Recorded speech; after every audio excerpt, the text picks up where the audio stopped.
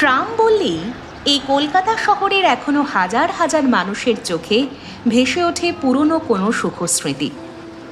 এই দেশের সমস্ত শহর থেকে ট্রামেরা ছুটি নেওয়ার আরও বছর 50 অবধি কলকাতা শহরে সে কোনো ক্রমে নিজের অস্তিত্ব টিকিয়ে রেখেছিল।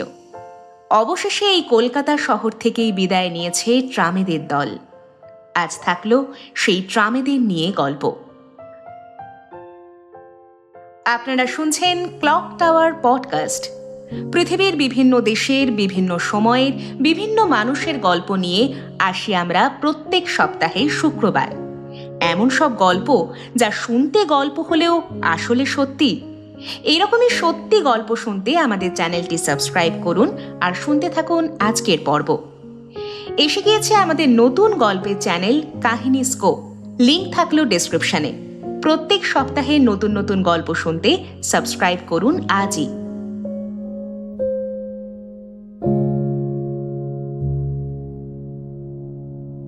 কলকাতার ট্রাম যেন এক কর্মক্লান্ত জরাগ্রস্ত বৃদ্ধ।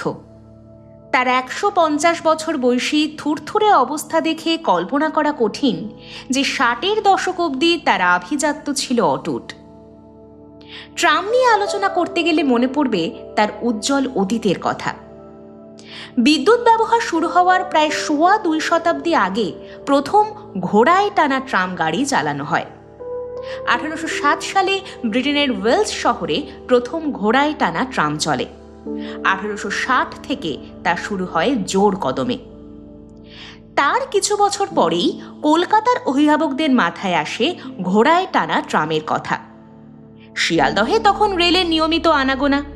পল্লীগ্রাম থেকে আসা মালপত্র নিয়ে যেতে হয় গঙ্গা তীরবর্তী ব্যবসা কেন্দ্রগুলোতে, চিতপুর, শোভাবাজার, আহিরিটোলা। এই মালপত্র পরিবহনের উদ্দেশ্যেই কলকাতায় ট্রামের পত্তন। ট্রাম চলার প্রথমেই এক বিশৃঙ্খল পরিস্থিতির সৃষ্টি হলো। প্রথম যেদিন ট্রাম পরিষেবা শুরু হলো সেদিন মালপত্র তোলার আগেই দ্বিতীয় শ্রেণীর কামরা ভরে উঠল সাধারণ যাত্রীতে। আর প্রথম শ্রেণীর কামরায় রইলেন মাত্র 5 জন, 3 জন ইউরোপীয় ও 2 জন ভারতীয়। মানুষ উপচানো দ্বিতীয় শ্রেণীর কামরাটা টানতে পারল না 2 তেজি ঘোড়া। কোনো মতে ট্রামটি পৌঁছল গন্তব্যে। সেই সঙ্গে বোঝা গেল কর্তৃপক্ষের পরিকল্পনায় অনেক ফাঁক রয়ে গেছে। প্রথমবারের উদ্যোগ মুখ থুবড়ে পড়ার ঠিক 7 বছরের মাথায় 1 নভেম্বর 1880 সালে নতুন উদ্যমে শুরু হলো দ্বিতীয় পর্যায়ে ট্রাম। অস্ট্রেলিয়া থেকে নিয়ে আসা হলো ওয়েলার ঘোড়া। তৈরি হলো নতুন মডেলের সুদৃশ্য ট্রাম গাড়ি।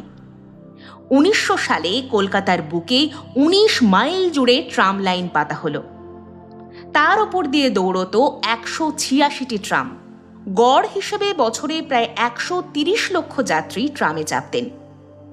এরপর চালু হয় বাষ্পচালিত ট্রাম, কিন্তু অতিরিক্ত খরচ সাপেক্ষ হওয়ায় এবং বাষ্প নির্গমনের ধোঁয়া এবং আওয়াজে মানুষের শান্তি বিঘ্নিত হওয়ার অভিযোগ ওঠায় সেটি ব্যবসায়িকভাবে তেমন সফল হলো না। ক্ষিতীন্দ্রমোহন ঠাকুর তাঁর কলিকাতায় চলাফেরা গ্রন্থে ঘোড়ায় টানা ট্রাম সম্পর্কে বলছেন, গ্রীষ্মকালে ট্রাম গাড়িতে অফিসে যাতায়াতের সময় নিতান্ত স্বর্গসুখ যে পাওয়া যাইত না তাহা বলাই বাহুল্য। সকলেই তো অফিসে যাইবার বা গৃহে ফিরিবার জন্য ব্যস্ত। কাজে সাধ্য থাকিলে কেহই পশ্চাতে পড়িয়া থাকিতে চাহিত না। সকলেই গাড়িতে উঠিবার জন্য হুড়াহুড়ি লাগাইত। ঘোড়ার গাড়ি তো তেমন জোরে চলিত না। গ্রীষ্মকালে ঘর্মাক্ত কলেবরে দণ্ডায়মান আরোহীদিগের কল্যাণে উপবিষ্ট আরোহীদিগের যে কি অবস্থা হইত তাহা ভুক্তভোগীর বর্ণনা অপেক্ষা পাঠকদিগের কল্পনা দৃষ্টিতে দেখাই ভালো। অবশেষে স্বল্পমেয়াদী কিছু বিক্ষিপ্ত প্রয়াস পেরিয়ে ট্রাম পেল তার চূড়ান্ত চালিকা শক্তিকে, বিদ্যুৎ। সেপ্টেম্বর 1880 সেন্ট পিটার্সবার্গে ছুটতে শুরু করল প্রথম বৈদ্যুতিক ট্রাম। 1900 সালে কলকাতার রাস্তায় ন্যারো গেজের বদলে 4 ফুট 8.5 ইঞ্চি চওড়া ট্রাম লাইন পাতা হলো। সেই সঙ্গে মাথার ওপর বৈদ্যুতিক তার খাটানোর ব্যবস্থা। 1902 সালের 27শে মার্চ কলকাতার বুকে প্রথম বৈদ্যুতিক ট্রামের দৌড় শুরু হলো চৌরঙ্গি থেকে খিদিরপুর রুটে। রসিক লোকেরা বলল, এতকাল ট্রাম চলছিল হর্সের পাওয়ারে, এবার চলবে হর্স পাওয়ারে। শুধু কলকাতা কেন, বৈদ্যুতিক ট্রাম চলে গেল হাওড়া শহরের নানা প্রান্তেও। বৈদ্যুতিক ট্রামের প্রতি মানুষের টান বুঝতে গেলে একবার আমাদের চোখ বুলাতে হবে অজিত দত্তর নইলে কবিতায়। প্যাঁচ কিছু জানা আছে কুস্তির, ঝুলে কি থাকতে পারো সুস্থির, নইলে রইলে ট্রাম না চড়ে, ভ্যাবাচ্যাকা রাস্তায় পড়ে বেঘোরে। তবে অবিরত প্রযুক্তির উন্নতির যা অনিবার্য পরিণতি, ট্রামের ক্ষেত্রেও কিন্তু তার ব্যতিক্রম ঘটল না। 1960-এর দশক থেকেই তার অধোগতির শুরু। 1930-এর দশকের প্রথম দিকে কানপুর শহর ট্রাম পরিষেবা তুলে দিল। ভারতবর্ষে ট্রামের দরজা বন্ধ হওয়ার সেই শুরু।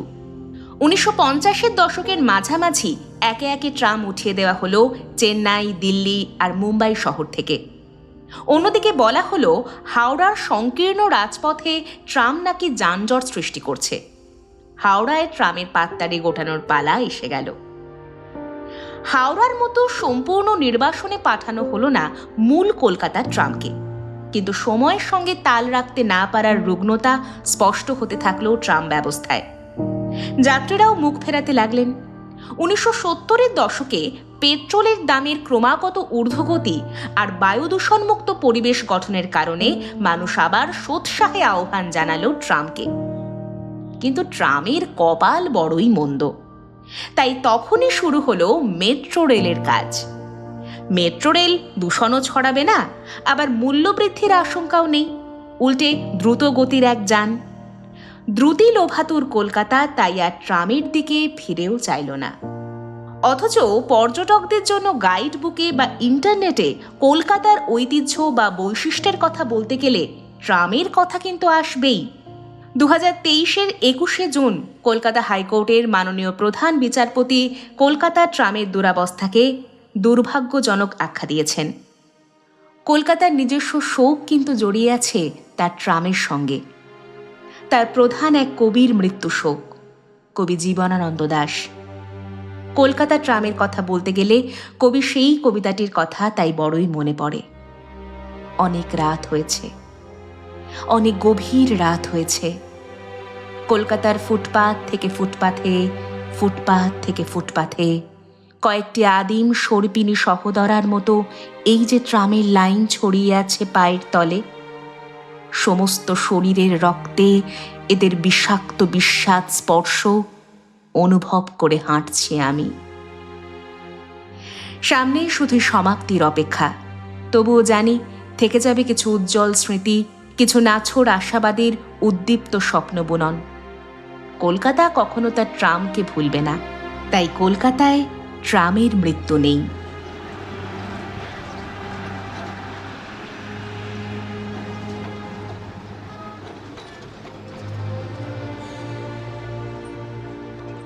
কেমন লাগলো আজকের পর্ব অবশ্যই জানান কমেন্টে।